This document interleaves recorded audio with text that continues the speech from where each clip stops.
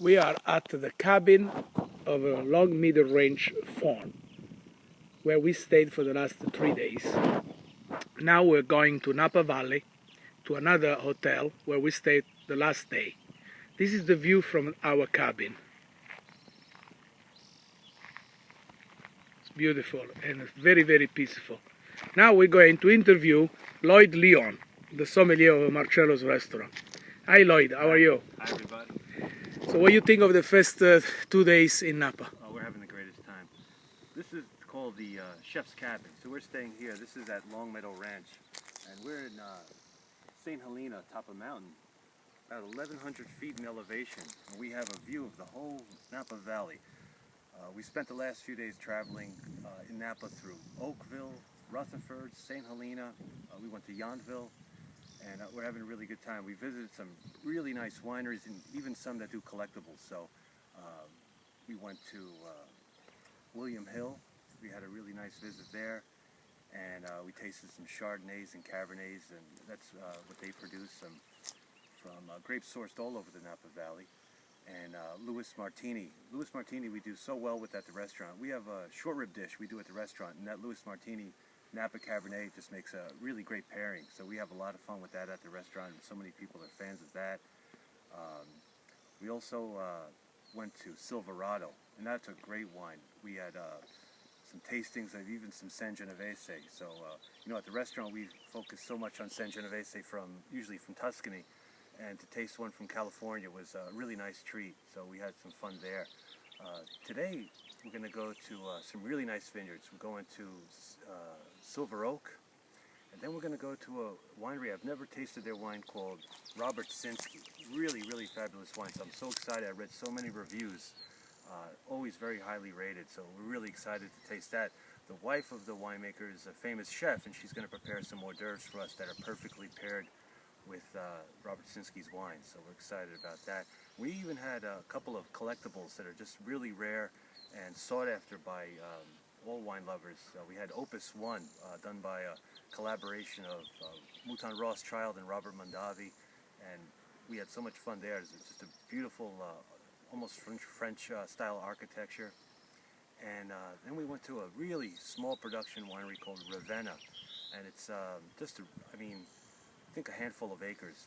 It was about 10 acres, and just very, very small production, and it seems that one is just sought after by so many collectors. So, Lloyd, we're also going to Phelps today, right? So we're at Joseph Phelps. Joseph Phelps Winery is in St. Helena, and we already have this wine at the restaurant, but the winemaker invited us over to see the property. We're going to taste about 7 wines, and they have a Napa Valley Cabernet, but we're also going to try the famous Insignia, which is really just a rare treat. So Marcello and I are going to sample that, and we're going to go to a picnic table in the vineyard site, and we'll show you some more videos later on. Here, some of the wine of Joseph Phelps, and we are into their boutique store.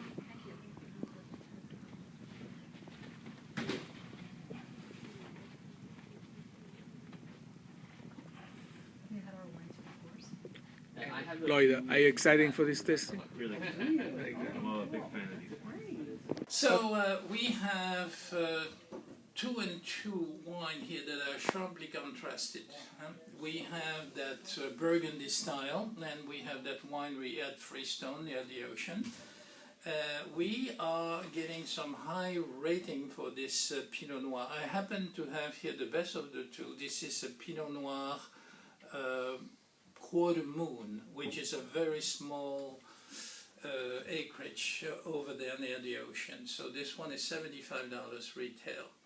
Gérard Depardieu, that French movie star, tried that, and he said he was going to take a whole case with him back to France because he thought it was a very, very nice Pinot. Now, by contrast, we are going to have a 2011 Cabernet Sauvignon. This one is probably the best deal on the whole wine list because it's $65 and it has 92-point rating. It's really a very well-balanced, beautiful wine for the price. Now, when we're moving to the bigger type of wine, and those who are costing $240, we are getting into the Insignia, which is really the flagship of Phelps. And we are offering for the moment a wine that is not even finished. It's 2012 Insignia. It'll be released in 2015. Hey Lloyd, what do you think about the sommelier of Phelps, decanting the wine? Oh, that was Claude. He had the most radical approach. He took Joseph Phelps Cabernet Sauvignon and the Joseph Phelps Insignia, and he used a really large decanter, and he had this really outrageous approach, but it really worked. When we enjoyed the wine, it was really wide open and vibrant and alive, and I might use that technique here at the restaurant. You're going to break a lot of decanter, but let's watch the video, okay? Sure.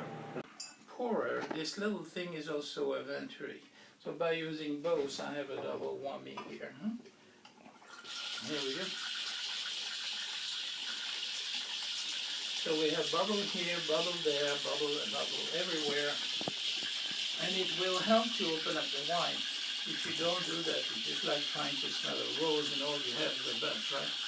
But this will definitely open up the wine.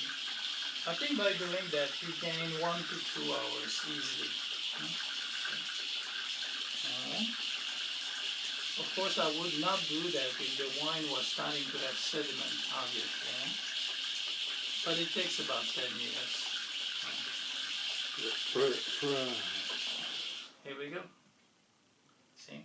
Now this is the classic way, of course, right? But I have my own way to decant a wine, which I think is much more efficient. And I'm going to show you what I mean by that. We are going to use that with this one.